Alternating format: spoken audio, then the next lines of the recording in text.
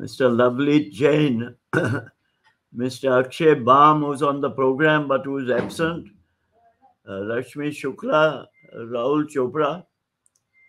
Uh, Thank you for asking me to give an inaugural address. Last Tuesday, the Indian Express carried an article by a professor in the prestigious Jindal Global Law School. In it, she wrote that, and I quote, in India, the Brahmins have their temples, the Kshatriyas have their forts, the Vaishyas have their bazaars, and even the Shudras have their crafts. And then she went on to query, but what can Dalits show as their history? Well, the organizers of this competition have given her the answer, and the answer is woven in the long title of the competition itself. The Dalits of India can proudly assert that the Constitution of India is as much theirs as it is the Constitution of all other of India's citizens, especially since its architect was their savior, Dr. Ambedkar. Back in the year 2004, a now well-known French political scientist, is also an Indologist, Christophe Jaffrelot, wrote a book. It was titled Dr. Ambedkar and Untouchability, Analyzing and Fighting Caste. In it, he mentioned how way back in the 1930s, Ambedkar had used his legal skills to demand from the British a separate electorate for the untouchables. How he had been granted, the Dalits, as they are now known, would have constituted themselves into a real political force. But with the Communal Accord of 1932, also known as the Pune Pact, initiated by Mahatma Gandhi, Ambedkar was compelled to relinquish his demand for a separate electorate for this deprived section of India's population. Embittered by this, Ambedkar then formed his own political party called the Independent Party in anticipation of the elections of 1937. World War II, which started in September 1939, accelerated the pace of change in Indian politics. Britain had involved India in the war without consulting the Congress Party, and its representatives had resigned in protest from the 8 provincial governments which they had then controlled. The British then, in an attempt to woo the Indians to the war effort, subsequently approached leaders of less important political parties, and this is how, in 1942, Ambedkar came to join the government of British India as its Minister of Labour. Later, in anticipation of the British leaving India, Panditji appointed Ambedkar as Minister of Law, and 3 weeks later, on August 9th, 1947, he was elected head of the drafting committee of the Constitution.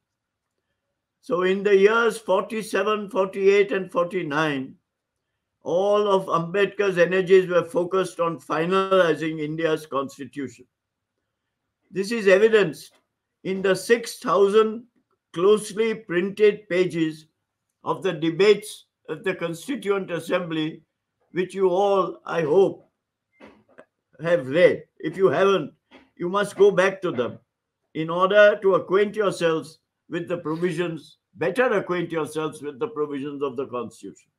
They have been printed in 5 weighty books, book numbers 1 to 5 by the Lok Sabha Secretariat, and they highlight the contribution of all prominent members of India's Constituent Assembly.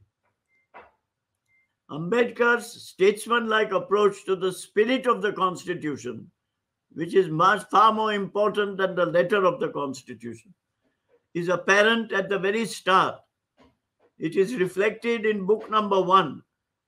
Shortly after the commencement of the proceedings of the Assembly on December 9th, 1946, Jawaharlal Nehru moved the Objectives Resolution on December 13th, 1946. This evoked a sharply worded protest from the Muslim League, which had by then already refused to participate in the proceedings of the Assembly.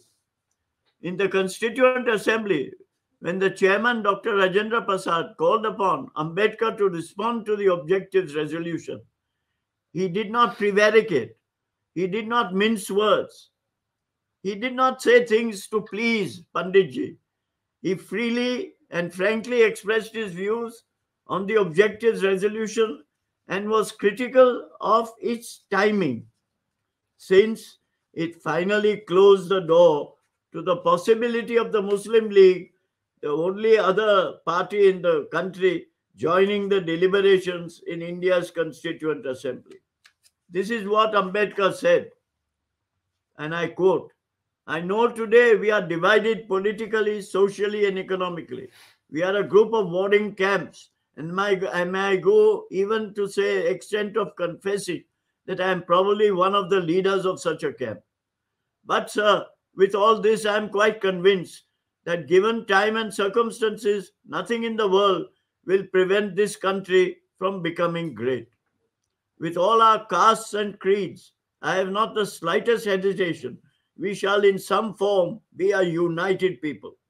And I have no hesitation in saying that notwithstanding the agitation of the Muslim League for the partition of India, someday enough light would dawn upon the Muslims themselves, and they too will begin to think that a united India is better even for them."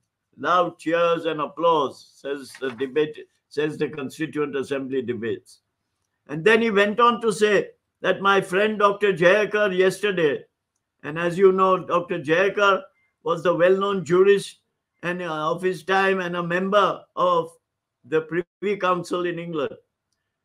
He went on to say, my friend Dr. Jayakar, well-known jurist, in arguing his case for postponing a decision on this issue, put his case legally. Sir, I would like to put it in a somewhat different way. And then he said, the question I'm asking is this: is it prudent for you to do it? Is it wise for you to do it? Power is one thing, wisdom is a different thing. I want this House to consider the matter from the point of view whether it would be statesmanlike, whether it would be prudent at this stage, and the answer that I give is it would not be prudent. Then he added, I suggest that another attempt be made to bring about a solution of the dispute between the Congress and the Muslim League. After giving his statesmanlike reasons for supporting Jayakar's amendment, Dr. Ambedkar concluded his speech by saying, let us prove by our conduct that this assembly has arrogated to itself sovereign powers. It is prepared to exercise them with wisdom. That is the only way by which we can carry with us all sections of the country. There is no other way that can lead us to unity. Let us have no doubt on that point. Very stirring words. And I would suggest to all your participants to go back and read this passage from the Constituent Assembly debates. But all this, as you know, was of no avail. When put to the vote, the amendment moved by Panditji, namely the amendment moved by Dr. Jayakar to the objective resolution moved by Panditji, was rejected. The objectives resolution moved by Panditji was passed, and again, as you all know, it later became encapsulated in the preamble to the Constitution. So far, so good. But the downside has been that the Muslim League remained out of the proceedings of the Constituent Assembly irrevocably and forever. And what is more important, as a consequence, the division of what was British India into two separate nations became permanent and unalterable. People in India and elsewhere are still debating whether this was a good thing or not such a good thing. And that's why I believe that the organizers of this competition have appropriately titled it as the B.R. Ambedkar Constituent Assembly Debates Competition. Not only because of that great individual's eminent and statesmanlike role in framing it, but in his lifelong quest for peace and accord on the entire Indian subcontinent. Next, a few words about written constitutions. Written constitutions around the world are fashioned differently for a wide variety of reasons. Louis Brandeis, US judge and jurist, used to say, and I quote, "It is only when a nation has lawyers who understand the public interest and the changing needs of society that a nation's constitution should be written." And to support his assertion, the justice, that is Justice Brandeis, used to tell the following story. Uh, at the end of the 19th century, when a small nation of Montenegro in the continent of Europe had secured its independence, its ruler wanted his country to have a code of laws like other civilized nations. So he requested a great scholar of the law. His name was one Bogigish, professor at the University of Odessa, which was then in Tsarist Russia, to prepare such a code. The professor agreed and he undertook the task, not by relying on law books or his own phenomenal legal knowledge. Instead, what he did was he went out to live for 2 long years with the people of Montenegro, studying their customs and practices, familiarizing himself with the roots of the nation. It was only then that he drafted a constitution for Montenegro, and then, as Brandeis always used to put it, the people respected it because it expressed the will of the people. You will find this story recorded in a book on the life of Louis Brandeis, Justice of the Supreme Court of the United States, by one Melville Urofsky at pages 432. This is precisely how Gandhiji wanted India's constitution to be written, by hearkening to the voice of India's villages. And fortunately for the Mahatma, economist Sriman Narayan in the year 1946 had already published a book titled The Gandhian Constitution for Free India, which introduced for the first time a complete draft of an indigenous Indian constitution with decentralized legislative, executive, and judicial bodies based on village panchayats. It also laid out a set of fundamental duties to go along with fundamental rights. And the Mahatma expressed his pleasure by endorsing Sriman Narayan's idea by contributing a foreword to his book. However, as all of you know by now, this was not the way India's constitution was fashioned and framed, neither in the Brandeis way nor in the Sriman Narayan way. The draft was deliberated upon by 296 members of India's Constituent Assembly, a body elected by Indians on the basis of a very limited franchise, article after article of the text of which had been prepared by India's constitutional advisor, Mr. B.N. Rao, and which by consensus after amendments and alterations was ultimately adopted by the Constituent Assembly almost 3 years later in November 1949. But do remember that in the Indian subcontinent, one unforgettable lesson about written constitutions is they don't work on their own. A special effort has to be made by those entrusted to work them so that they do not collapse and flounder. Pakistan, an independent state, had been brought into existence by Britain's parliament at the same time, in the same manner as independent India, by Parliament of Britain enacting the Indian Independence Act 1947. Pakistan also had its own constituent assembly. But before that body could produce a written constitution, it was summarily dissolved by Pakistan's then Governor General. 6 years later, there was pieced together a constitution called the Islamic Republic of Pakistan 1956, heralding a parliamentary system of government for that nation along the lines of India's constitution. But unfortunately, that was abrogated by the then president of Pakistan without having any constitutional authority to do so.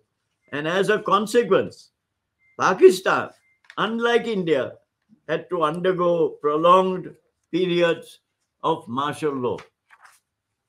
When India's Constituent Assembly was about to complete its task of finalizing a constitution in November 1949, almost at the end of those 6,000 closely printed pages of the debates in the Constituent Assembly, the chairman of its drafting committee, the same Dr. Ambedkar, addressed all the members.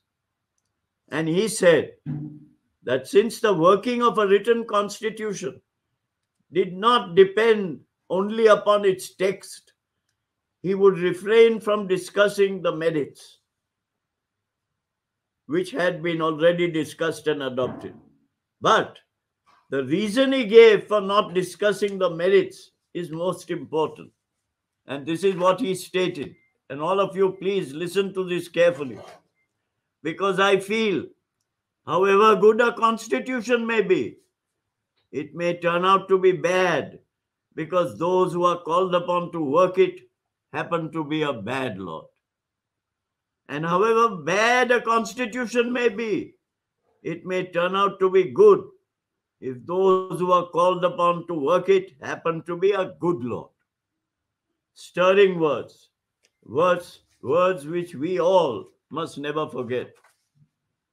And on the eve of the day that we now annually celebrate as Constitution Day, we just celebrated it a few days ago on November 26th, Dr. B.R. Ambedkar, who is now looked upon as the father of the Constitution, had very serious misgivings, not on the provisions of the Constitution that had been judged, discussed and debated at length, but on the state and condition of we, the people of India, the three words by which the Constitution starts. This is what he said in India's Constituent Assembly on November the 25th, a day before Constitution Day, 1949. And I read it again to you. We must begin by acknowledging the fact that there is a complete absence of two things in Indian society. One of this is equality. On the social plane, we have in India a society based on the principle of graded inequality, which means elevation for some and degradation for others. On the economic plane, we have a society in which there are some who have immense wealth as against many who live in abject poverty.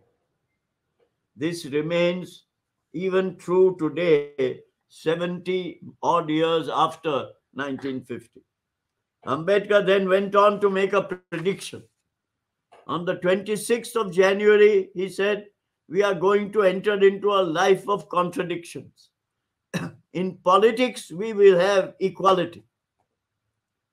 But in social and economic life, we will continue to have inequality. And he asked, how long shall we continue to deny equality in our social and economic life?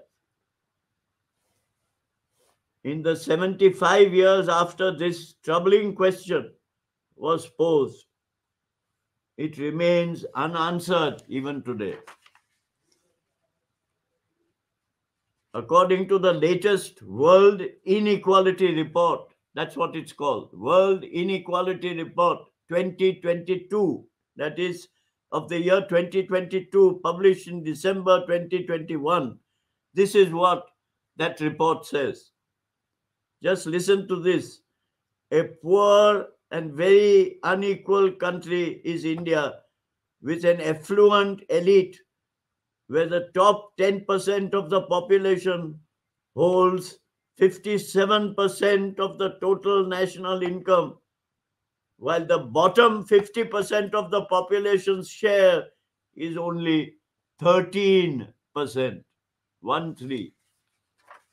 All of you who have entered this competition, as you grow up and participate, and I hope you participate in public life, must strive to see that this imbalance is rectified and that there is greater equality in the years to come in the social and economic life of India's teeming millions. This really is the true test for all of us for the future. I'd like to conclude this inaugural address with a consoling message to all those who have competed in the debating competition. And my message to the vast majority of contestants is, please don't be disappointed, since in all such competitions, it is only a few, very few, that get the prize. Instead, you must all hearken to the credo of the Olympic Games. The Olympic Games is an international event. As you know, it is held every 4 years. And the Olympic Games has an ideal that is expressed in the Olympic Creed. And it goes like this. The Olympic Creed. The important thing in the Olympic Games is not winning, but taking part. The important thing in life is not conquering, but fighting well. By making your written contributions, all of you have taken part. All of you have therefore fought well. When the result, which I am told will be revealed to you only later this evening, I beseech you, don't ever be disappointed. Instead, fortify yourselves with the provisions of the existing constitution and see how it can be better worked, not how better it could be better worded. Please remember that. How better it could be worked, not how better it could be worded. For those who fail to get any prizes, do remember it is good and invaluable that you have taken part, because you now belong. Please remember this. You now belong to the almost elite few out of the millions who have familiarized yourselves with India's great and only document of governance. And this will stand you in good stead. And I wish you all the best of luck in life. Thank you.